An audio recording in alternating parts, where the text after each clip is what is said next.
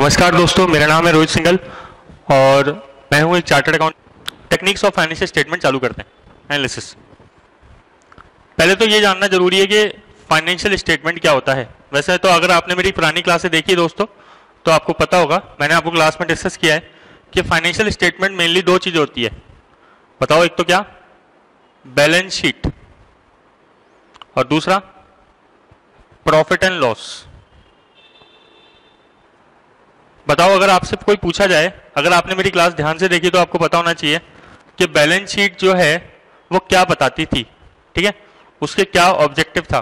तो आपको याद होगा दोस्तों, बैलेंस शीट बताती है फाइनेंशियल पोजीशन, स्थिति। फाइनेंशियल पोजीशन को हिंदी में क्या कहते हैं? स्थिति, ठीक है। इसमें क्या रिकॉर्ड होता है? असेट्स और लायबिलिटी। असेट्स मतलब क्या होता है? संपत्ति। लायबिलिटी मतलब क्या होता है? दायित्व, रिस्पॉन्सिबिलिटीज। तो बैलेंस शीट जो बताती है वो फाइनेंशियल पोजीशन बताती है किसी भी कंपनी की, ठीक है। इसके अंदर असेट्स और लायबिलिटी लिखी जाती है। Clear? Profit and loss account ये क्या बताता है? ये बताता है परफॉर्मेंस। कौन सी परफॉर्मेंस? Financial performance. किसी भी कंपनी की अगर फाइनेंशियल परफॉर्मेंस जाननी है तो अपन को क्या बनाना चाहिए? उसका प्रॉफिट एंड लॉस अकाउंट बनाना चाहिए। प्रॉफिट एंड लॉस अकाउंट को शॉर्ट में क्या कहते हैं बताओ दोस्तों? P&L। मैंने आपको बताया था P&L, इसको प्रॉफिट एंड लॉस कहते हैं। क्लियर? तो ये दोनों होते हैं financial position. Profit and loss क्यों बनाते हैं? सिंपल से नाम से पता लग रहा है, प्रॉफिट लॉस निकालने के लिए। हर बिजनेस में कुछ ट्रांजेक्शन्स होते हैं, जैसे खरीदना, माल बेचना, तो उसका इफेक्ट नेट निकालने के लिए क्या निकाला जाता है? प्रॉफिट एंड लॉस, ठीक है। तो इसमें जैसे अपन ने लिख दिया कि किसी कंपनी ने माल खरीदा, मान लो किसी कंपनी ने माल खरीदा 5 लाख का, ठीक है, और माल बेचा 6 लाख का, तो बताओ प्रॉफिट कितना हो गया? 1 लाख। तो माल खरीदा 5 लाख, माल बेचा 6 लाख रुपए का, तो प्रॉफिट कितना हो गया? 1 लाख। तो वो किस में रिकॉर्ड होगा? प्रॉफिट एंड लॉस अकाउंट में। मान लो किसी, अब कंपनी के एसेट्स का एग्जांपल दो, आप 5 एग्जांपल दो, बताओ कोई भी कंपनी के एसेट का एग्जांपल। जैसे मशीन, मशीन कंपनी की क्या होती है? एसेट होती है।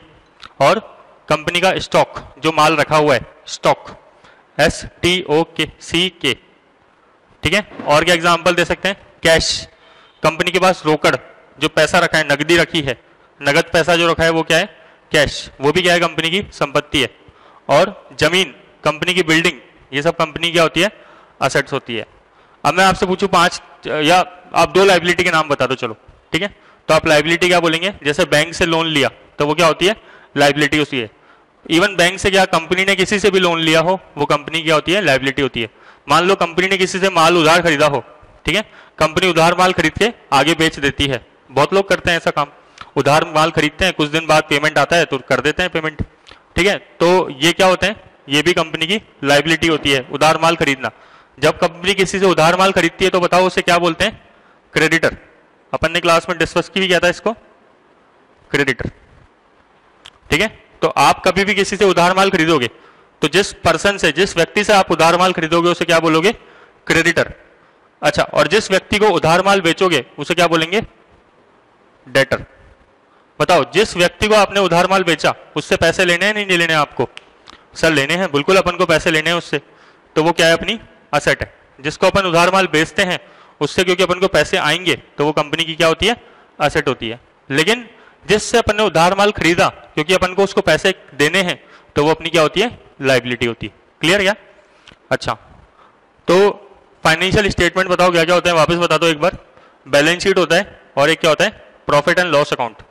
एक और फाइनेंशियल स्टेटमेंट होता है, तीसरा फाइनेंशियल स्टेटमेंट क्या होता है? Cash flow statement. Cash flow statement में सर क्या आता है? देखो भाई, जितना कैश कंपनी के पास आया, चाहे किधर से भी पैसा आया हो, कैश मतलब चेक भी आया हो या कैश आया हो, नगद आया हो, तो जितना भी पैसा आया और जितना भी पैसा गया उनका हिसाब कंपनी कौन से स्टेटमेंट में रखती है बताओ? कैश फ्लो स्टेटमेंट के अंदर रखती है। तो बताओ कैश फ्लो स्टेटमेंट क्या होता है? पैसा आना मतलब पैसा रिसीव होना और पैसा चुकाना।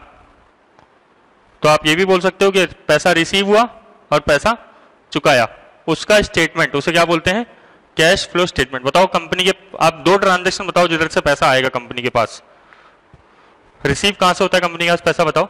जैसे कंपनी ने मान लो शेयर इशू कर दिया, अपन ने देखा था ना फर्स्ट क्लास के अंदर, शेयर इशू करना मतलब शेयर बेचना, ठीक है। कंपनी ने अपने शेयर मार्केट में निकाले तो वो उससे पैसा आता है या जाता है? आता है। कंपनी ने अपना माल बेचा, गुड्स बेचा, सपोज करो कोई दुकान है कचौरी समोसे की, वो डेली की डेली कचौरी समोसे बेचती है, उसका मेन काम क्या है? कचौरी समोसे बेचना, ठीक है। तो उसके पास पैसा उससे क्या होता है? रिसीव होता है। क्योंकि कचौरी समोसे बनाने के लिए क्या चाहिए होगा? रॉ मटेरियल, लाइक मैदा, तेल, तो वो क्या है? रॉ मटेरियल, कच्चा माल। उसको खरीदने के लिए आपको क्या करना पड़ेगा? पैसा चुकाना पड़ेगा। तो वो क्या हो गया बताओ? पेमेंट। तो माल बेचना क्या होता है? पेमेंट आता है। माल खरीदने से पेमेंट क्या होता है? जाता है। तो अगर आपसे कोई पूछे बताओ दो ट्रांजेक्शन बताओ जिससे पैसा रिसीव होता है, तो आप सिंपल क्या बता सकते हैं? कंपनी ने माल बेचा या फिर कंपनी ने अपने शेयर इशू करे, निर्गमन करना, ठीक है ना, बेचना शेयर को, एक ही बात है। और भी अपन बता सकते हैं, ऐसी कोई बात नहीं है, दो ही बताएं। मशीन कंपनी ने बेच दी, फर्नीचर कंपनी ने बेच दिया, कंपनी के पास जमीन रखी थी, उसने लैंड जो थी कंपनी की बेच दी, तो उन सबसे बताओ कंपनी के पास क्या होता है? पैसा आता है। अब बताओ पैसा और कहां जाएगा कंपनी के पास से? कंपनी ने जो है मशीन खरीदी, ठीक है, रॉ मटेरियल खरीदा, लैंड परचेस करी, जमीन परचेस करी, इन सब में पैसा क्या होता है? कंपनी का जाता है। तो ये सब क्या हो गया? पेमेंट हो गया। इवन कंपनी की कई बार क्या करती है? ब्याज चुकाती है। बैंक से लोन लेना, बैंक से लोन लेगी तो कंपनी के पास क्या होगा? पैसा आएगा। लेकिन जब बैंक को ब्याज चुकाएगी या फिर उस लोन का प्रिंसिपल चुकाएगी, मूलधन जो चुकाएगी, उससे क्या होगा? पैसा जाएगा। सिंपल। तो ऐसा कुछ भी हार्ड एंड फास्ट नहीं है। आपकी रियल लाइफ में भी तो यही होता है, आपके पास पैसा कई कई चीजों से आता है, कई कई चीजों से जाता है। तो जिस चीज से आ रहा है उसे अपन क्या बोलेंगे? रिसिप्ट बोलेंगे। जिन चीजों से जा रहा है उससे अपन पेमेंट बोलेंगे। तो अपन को बिल्कुल बात समझ में आ गई। फाइनेंशियल स्टेटमेंट बताओ वापस से एक बार कितने होते हैं? 3। पहला बैलेंस शीट। बैलेंस शीट क्या बताता है बताओ? फाइनेंशियल पोजीशन, ठीक है। दूसरी बात, दूसरा क्या होता है? Profit and loss. Profit and loss क्या बताता है? कि नाम से समझ में आ रहा है, प्रॉफिट या लॉस, ठीक है। तो कैसे निकालते हैं प्रॉफिट लॉस? आप एक तरफ सेल रख दो, एक तरफ परचेज रख दो, सेल्स में से परचेज लेस करो, मोटा मोटा प्रॉफिट आ जाएगा। परचेज के अलावा भी बहुत सारे खर्चे होते हैं, ठीक है। आपने रेंट पे करा, बिजली का बिल पे करा, पानी का बिल पे करा, सारे खर्चे माइनस करते जाओ, लास्ट में जो बचेगा क्या कहेगा? प्रॉफिट कहेंगे, ठीक है। तो अपन को ज्यादा टेक्निकल पे नहीं जाना, बस थोड़ा सा समझना है। कल को अपन से पूछ ले भाई फाइनेंशियल स्टेटमेंट क्या होते हैं, एग्जाम में पूछ सकता है, 2 नंबर में, 5 नंबर में, 5 नंबर में 50 वर्ड्स में पूछ ले, तो आपको ये तीनों पॉइंट लिखने हैं और तीनों पॉइंटों के बारे में थोड़ा थोड़ा बता दो, ठीक है। जब आप अगर स्मार्ट स्टडी करोगे तो आप इन तीनों के क्या है आगे देखना, मैं आपको डायग्राम बनवाऊंगा, तो आप इनके डायग्राम बना के आ जाओ, एग्जामिनर वैसे ही खुश हो जाएगा, तो आपको लिखना भी कम पड़ेगा। तो जो मेंस में बैठे हुए स्टूडेंट होते हैं ज्यादातर, वो क्या करते हैं? डायग्राम बना के आ जाते हैं, ताकि डायग्राम बनाने से बहुत फायदा रहता है।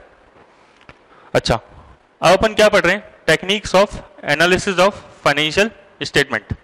अब दोस्तों मैं आपसे पहले एक बात पूछता हूं, आप मुझे इसका आंसर दो।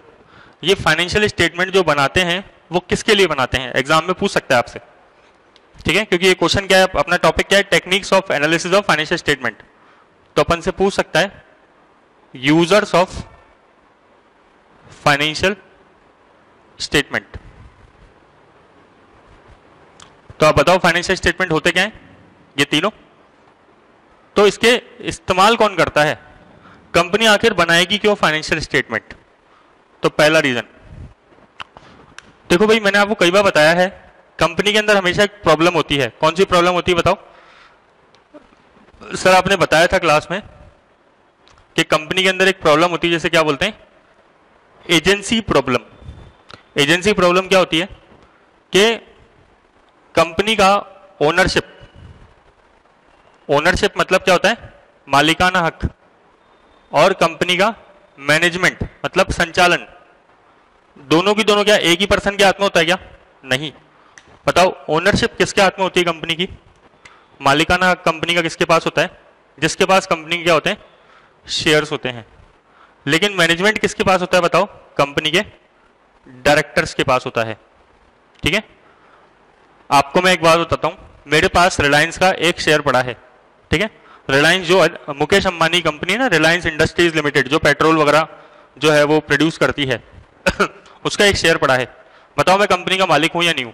सर आप बिल्कुल कंपनी के मालिक हो, 100% हो, क्योंकि आपके पास कंपनी का क्या है, एक शेयर है, एक शेयर है, दो शेयर है, कोई फर्क नहीं पड़ता, बस मैं मालिक हूं।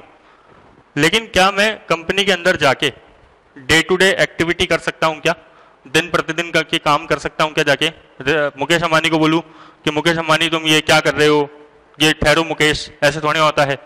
नहीं, नहीं बोल सकते ना। क्यों नहीं बोल सकते?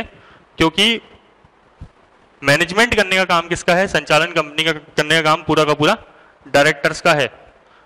ओनरशिप केवल क्या है, शेयर होल्डर के पास है। शेयर होल्डर केवल बहुत मेन मुद्दों पे उनकी राय ली जाती है। मैंने आपको डिस्कस किया था फर्स्ट क्लास में, सेकंड क्लास में इसके बारे में डिटेल में, कि जो शेयर होल्डर्स होते हैं उनकी राय बहुत ही कम मुद्दों पे और जो बहुत ही इंपॉर्टेंट होते हैं उस पर ली जाती है। यूं डेली की डेली उनको बुला के उनसे पूछा नहीं जाता, ठीक है। लेकिन पैसा किसका लग रहा है आप बताओ, सारा का सारा पैसा लग रहा है शेयर होल्डर्स का। उनको टेंशन होगी नहीं होगी कि भाई मेरा पैसा जो है वो लगा हुआ है, तो कि डायरेक्टर उनके कहीं पैसे का इस्तेमाल उल्टा सीधा तो नहीं कर रहे। तो अपन ने देखा था, ऐसा कई बार हुआ भी था सत्यम के केस में, जिसमें डायरेक्टर ने जो है कंपनी के जो पैसे हैं, शेयर होल्डर के पैसे, उनका गलत इस्तेमाल कर लिया था, अकाउंट्स को गलत जो है वो पूरा का पूरा मिसलीड कर दिया था और प्रॉफिट और कैश उल्टा सीधा दिखा दिया था डायरेक्ट ऑडिटर के साथ मिलके, ठीक है। तो ये बहुत बड़ी प्रॉब्लम है। तो कंपनियां अकाउंट्स बताओ किसके लिए बनाती है? सबसे पहला रीजन क्या है? शेयर होल्डर के लिए, जो मालिक होते हैं। तो आप सबसे पहले एग्जाम में क्या लिखोगे? सबसे पहला कौन है यूजर अकाउंट्स का? Share holder. आप हमेशा ध्यान रखना, शेयर होल्डर कंपनी का कौन होता है बताओ? ओनर, ठीक है। ये मैं आपको कई बार डिस्कस कर चुका हूं क्लास में। दूसरा पॉइंट, आपको क्या लगता है और कौन होता है अकाउंट्स का यूजर? Sir bank. अच्छा, बैंक कह लो या लेंडर कह दो। सर बैंकों का काम क्या होता है? भाई देखो, बैंकों का काम क्या होता है? बैंकों का काम होता है लोन देना, ठीक है। बैंक क्या करते हैं? लोन देते हैं। किसको लोन देते हैं? कॉरपोरेट को लोन देना, यह बैंकों का काम है। किसको लोन देते हैं बैंक? कंपनीज को लोन देते हैं। आप बताओ, कोई भी अगर कंपनी को लोन देगा तो कंपनी से बैंक कब देंगे लोन? बैंक पूछेंगे भाई तुम्हारी इनकम बताओ कितनी है, ठीक है। तो अब वो कंपनी बोल रही है भाई मेरी इनकम तो है 10 लाख रुपए महीना है, तो बैंक मान लेंगे ऐसे 10 लाख रुपए महीना है? बैंक बोलेंगे प्रूफ तो दिखाओ। तो बताओ बैंक जो है वो क्या प्रूफ मांगेगी कंपनी से? कंपनी से बोलेगी बैंक लाओ तुम्हारे अकाउंट्स दिखाओ, ठीक है। क्या दिखाओ बताओ? फाइनेंशियल स्टेटमेंट्स दिखाओ। यही तो अकाउंट्स होते हैं। आप जब बोलते हैं अकाउंट्स मतलब फाइनेंशियल स्टेटमेंट्स, तो कौन कौन से अकाउंट्स मांगेंगे? बैलेंस शीट, P&L और कैश फ्लो। तो बैंक बताओ क्या मांगती है कंपनी से? बैलेंस शीट मांग लेती है, P&L मांग लेती है और कैश फ्लो मांग लेती है। सर बैलेंस शीट से क्या पता लगता है? फाइनेंशियल पोजीशन, कंपनी की एसेट कितनी है, कंपनी की लायबिलिटी कितनी है, ये पता लग जाएगा।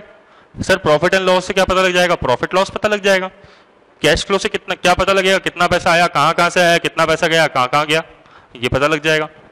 तो बैंक को तसल्ली हो जाती है कि भाई जिस पर्सन को मैं लोन दे रहा हूं वो सही है या नहीं है, ठीक है। हाँ, अब वो बाद में पार्टी डिफॉल्ट कर जाए वो बात अलग है, लेकिन जब लोन दिया था तब तो वो कंपनी क्या होनी चाहिए? अच्छी होनी चाहिए। तो उसके लिए क्या देखा जाता है बताओ? अकाउंट्स ही देखे जाते हैं। इवन जितने भी बैंक्स लोन देती है, हमेशा ध्यान रखना बैंक हमेशा ढंग से देख दाख के लोन देती है, पूरा अच्छी तरीके से। आप कभी बैंक से लोन लेने जाओ, आपसे पता है बैंक सबसे पहले क्या मांगेगी? ITR। सर ITR क्या होता है? इनकम टैक्स रिटर्न मांगेगी। उसमें आपकी क्या लिखी होगी? आपकी इनकम लिखी होगी। तो वो क्या है? एक तरीके से प्रॉफिट लॉस। आप बताओगे सर हमारी जो इनकम है, सैलरी है, वो 5 लाख रुपए साल की है, तो आप हमें लोन दे दो थोड़ा बहुत, क्या दिक्कत है? बैंक को आप बोलोगे ये बात, हम आपका लोन चुका देंगे, क्योंकि हमारा जो हर महीने की इनकम है वो 40,000 रुपये महीने की इनकम है, तो हम आराम से 40,000 रुपये की महीने की इनकम में से 10,000 की किस्त भर सकते हैं, 10,000 की इंस्टॉलमेंट हम पे कर सकते हैं, 15,000 की इंस्टॉलमेंट पे कर सकते हैं, 20 की भी कर सकते हैं। तो वो कैसे पता लगेगा? अकाउंट्स देख के, ठीक है। अब बताओ, तीसरा यूजर कौन होता है अकाउंट्स का? गवर्नमेंट। आप बताओ, गवर्नमेंट अकाउंट्स के यूज क्यों करती होगी? करती भी है या नहीं करती है? बिल्कुल करती है सर। गवर्नमेंट को क्या काम है? सबसे बड़ी बात, गवर्नमेंट कौन है? रेगुलेटर, ठीक है। रेगुलेटर कौन होता है?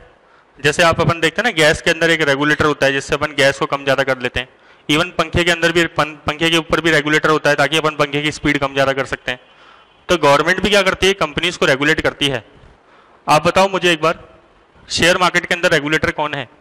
बताओ। बिल्कुल सही सोचा आपने, शेयर मार्केट के अंदर रेगुलेटर कौन है?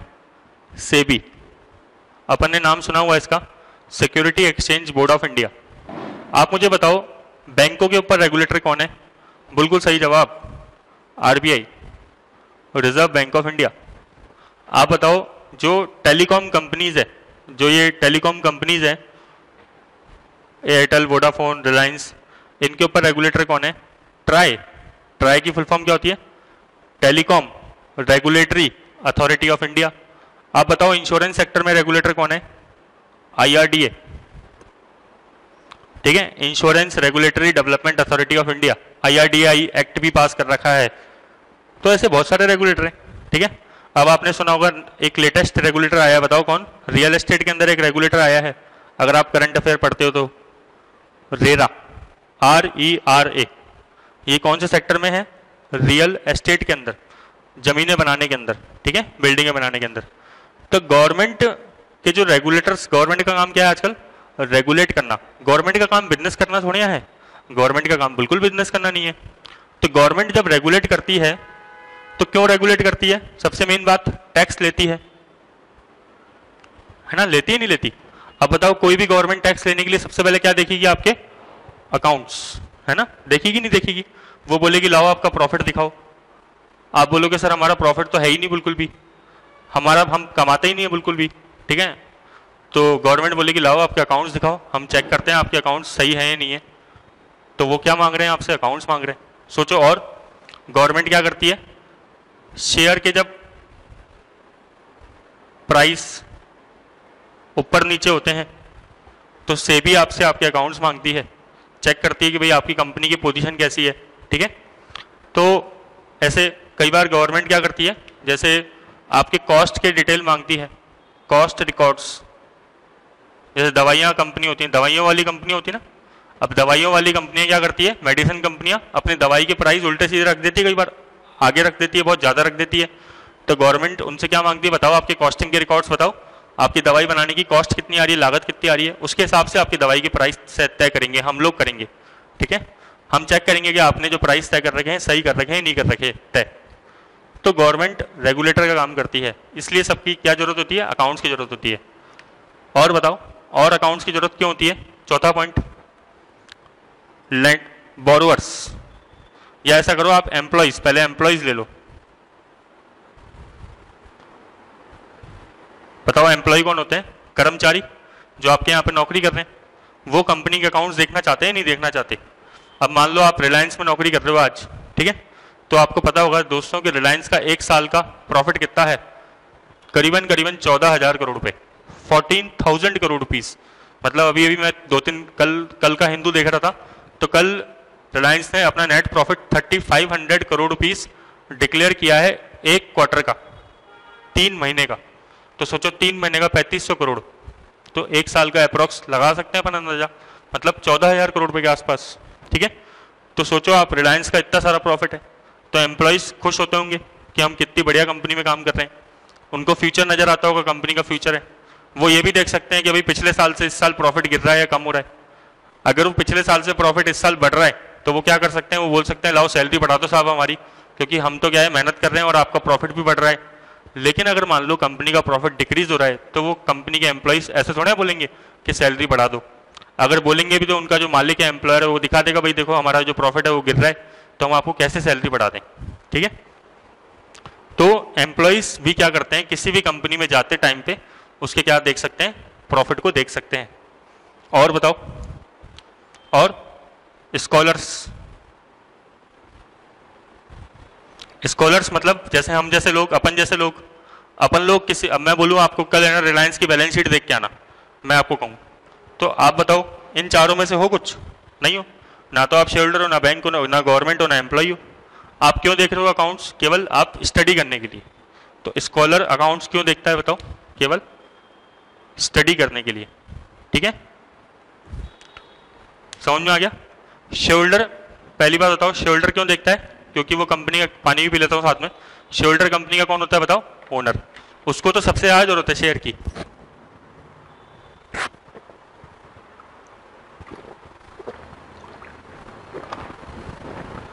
शेयर होल्डर को सबसे ज़्यादा जरूरत है शेयर की प्राइस की देखने की। क्यों? क्योंकि अगर उसे शेयर की प्राइस पता नहीं होगी या फिर उसे कंपनी के अकाउंट्स के बारे में पता नहीं होगा तो वो शेयर की प्राइस फ्यूचर में कैसे जज कर पाएगा। मैं आपसे एक सवाल पूछता हूँ दोस्तों कि आप बताओ कि सबसे बड़ा इंडिया में शेयर मार्केट का प्लेयर कौन है। आपने वर्ल्ड का तो नाम सुना होगा कि वर्ल्ड में एक ऐसा पर्सन जिसने सबसे ज़्यादा पैसा शेयर मार्केट से कमा रखा है, बताओ कौन है ऐसा? Warren Buffett. ठीक है, आप इसका नाम देखना, वॉरेन बफेट। ये पर्सन जो है वर्ल्ड के अंदर कई बार सबसे अमीर आदमी भी रह चुका है। ठीक है, और ये शेयर मार्केट में डील करता है टोटली। और इंडिया में बताओ ऐसा कौन सा पर्सन है? राकेश झुनझुनवाला। आपने नाम सुना होगा इसका?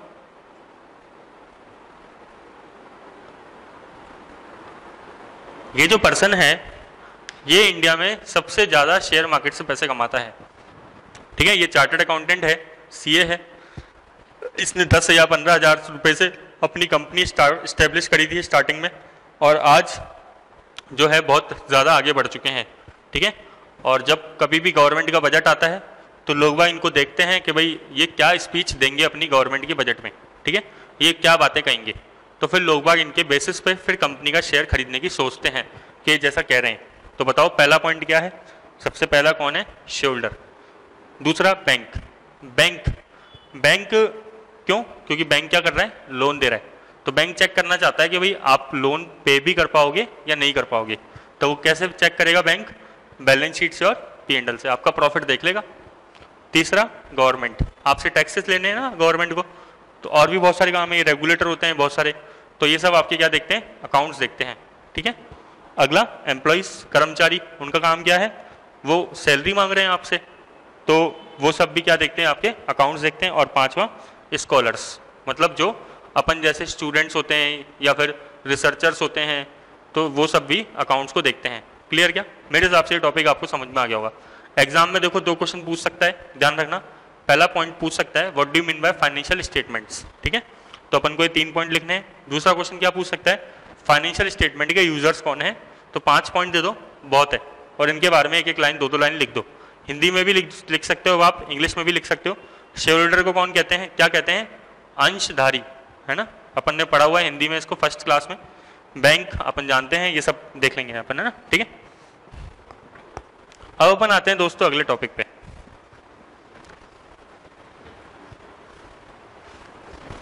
कौन से टॉपिक पे आ रहे हैं अपन? Analysis of financial statements. बताओ किस टॉपिक पे आ रहे हैं? Analysis of financial statements, techniques of analysis of financial statement. अब अपन मेन टॉपिक पे आ रहे हैं।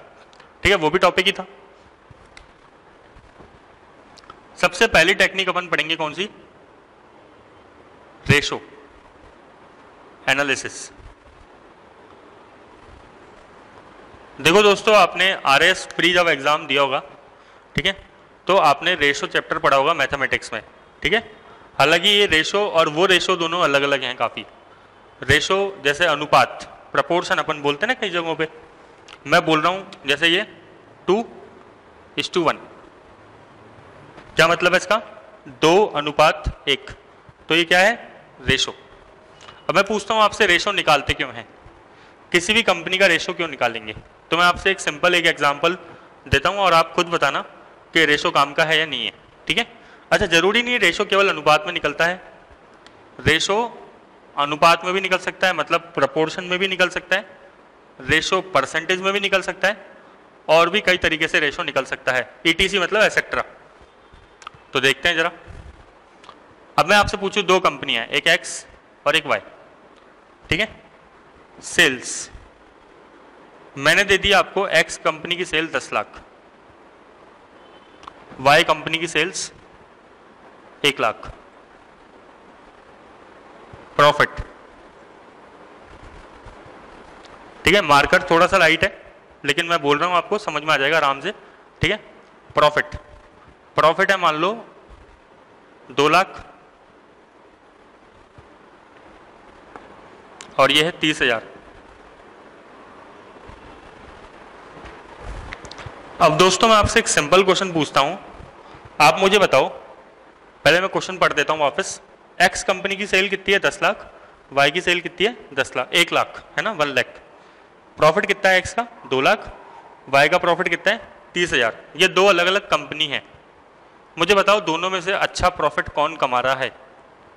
ठीक है, क्योंकि आप आरएएस मेंस के स्टूडेंट हो तो आप सोचो, आप कहोगे सर बिल्कुल सिंपल है कि साफ पता लग रहा है कौन ज्यादा कमा रहा है, वाई, है ना, क्योंकि आप पहचान गए हो। क्यों पहचान गए? क्योंकि आपने इसका परसेंटेज निकाल के देखा। कैसे? आपने बोला सर 2 लाख ये ज्यादा नहीं है, ज्यादा क्या है 30,000। ऐसा क्यों? क्योंकि 2 लाख रुपए कमा रहा है कितने रुपए पे 10 लाख पे, ये 30,000 पे कमा रहा है कितने रुपए पे 1 लाख पे। अपन इस केस में क्या निकालेंगे, परसेंटेज। परसेंटेज कितना है 20%, सही है नहीं है? इसमें परसेंटेज कितना है बताओ 30%। और बताओ कौन सा वाला ज्यादा है, 30% वाला ज्यादा है। तो बताओ अपना आंसर अगर मैं पूछूं आपसे कि दोनों में से अच्छा कौन परफॉर्म कर रहा है, एक्स या वाई, तो आपका ऑब्वियस से आंसर होना चाहिए कौन, वाई। ठीक है, तो समझ में आया आपको वाई क्यों अच्छा परफॉर्म कर रहा है? क्योंकि वाई भले ही अमाउंट में कम कमा रहा है, लेकिन आप सेल्स का कंपैरिजन करो, ठीक है, 30,000 बटा 1 लाख 30%, 2 लाख बटा 10 लाख कितना 20%। तो दोनों में से ज्यादा कौन कमा रहा है, वाई कमा रहा है। अब अगर अपन इसको ऐसे ही देखते, अगर मैं आप किसी 5th क्लास 6th क्लास के बच्चों को दिखाऊं तो वो ऐसे कहेगा सर यहाँ पे तो एक्स ज्यादा कमा रहा है, ठीक है, क्योंकि वो 2 लाख कमा रहा है। ठीक है, लेकिन पिक्चर क्लियर कब होती है, जब अपन क्या निकालते हैं, परसेंटेज। और परसेंटेज बताओ क्या है, एक अपने आप में रेशो। ठीक है, तो कंपनी को जब अपन को एनालाइज करना होता है तब अपन कौन सा टूल काम में लेते हैं, रेशो। समझ में आया? इसलिए इस चैप्टर का नाम क्या है, इस टॉपिक का नाम क्या है, techniques of analysis of financial statement. मतलब अपन फाइनेंशियल स्टेटमेंट में एक स्टेटमेंट था प्रॉफिट एंड लॉस, तो ये प्रॉफिट एंड लॉस ही तो है। ठीक है, उसको एनालाइज कर रहे हैं, उसकी टेक्निक कौन सी है, सबसे पहली बताओ, सबसे पहली टेक्निक कौन सी है फाइनेंशियल स्टेटमेंट को एनालाइज करने की, रेशो। ठीक है, तो रेशो एक टेक्निक होती है फाइनेंशियल स्टेटमेंट्स को एनालाइज करने की, है ना, उससे सही इंटरप्रिटेशन निकालने की। बड़ी बड़ी कंपनीज जो है वो रेशो निकालती है। ठीक है, रेशो सर कितने प्रकार के होते हैं, रेशो है ना करीबन 30 से 40 होते हैं। क्या सर हमें सारे पढ़ने हैं क्या? मैं आपको देखो एक बात बताता हूँ, अपने 2016 के अंदर यूपीएससी के अंदर ये टॉपिक जुड़ा था, अकाउंट्स एंड ऑडिटिंग। ठीक है, उसमें आरपीएससी के अंदर जुड़ा था, और आरपीएससी ने 2 क्वेश्चन पूछे हैं रेशो पे। ठीक है, 2 क्वेश्चन, और दोनों की दोनों फॉर्मूले पूछे हैं रेशो के डायरेक्ट। ठीक है, अब अपन बताओ 30 फॉर्मूले हैं अप्रॉक्स, अब 2 फॉर्मूले पूछ चुकी है आरपीएससी। अब अपन ये कैसे कह दें कि कौन से फॉर्मूले वापस पूछेगी कौन सा नहीं पूछेगी, अपन ये चीज नहीं कह सकते हैं। तो अपन को क्या करना पड़ेगा सर, अपन को यही करना पड़ेगा कि अपन को 30 के 30 पढ़ने पड़ेंगे। तो सर 30 के 30 तो बहुत सारे हो जाएंगे, तो कोई दिक्कत नहीं है, क्या प्रॉब्लम है, एक क्लास पूरी लग जाएगी, 1 घंटा पूरा लग जाएगा, उसमें क्या दिक्कत है। लेकिन अपने को ये तो नहीं है ना कम से कम कि एग्जाम में कुछ क्वेश्चन आएगा तो अपन सर पकड़ के बैठ जाएंगे और ऐसे देखेंगे इधर उधर कि यार ये क्या हो गया, ये क्या हो गया, ऐसा नहीं करना ना। मान लो या तो फिर अपन रेशो पूरा छोड़ दें, ठीक है, मान ले कि इसमें से कुछ भी नहीं आएगा, तो ऐसा लेकिन होगा नहीं। ठीक है, क्योंकि आरपीएससी तो दे ही देगी, तो इसलिए अपन को या तो पढ़ना तो पूरा ही पड़ेगा उसके अंदर। ठीक है, मैं लेकिन आपको इस तरीके से पढ़ाऊंगा कि वो रेशो आपको क्लास में ही याद हो जाएगा। तो आपको 30 फॉर्मूले देख के बिल्कुल भी डरने की जरूरत नहीं है, बस आप मेरे पे विश्वास करो, कोई टेंशन नहीं है। ठीक है, तो आज अपन इतना ही पढ़ लेते हैं। ठीक है, तो आपको इतना रिवीजन करके आना है। मैंने क्या बताया, फाइनेंशियल स्टेटमेंट कितने टाइप के होते हैं, और दूसरा कि यूजर्स ऑफ फाइनेंशियल स्टेटमेंट कौन कौन होता है, तो समझ में आ गया। ठीक है, थैंक यू।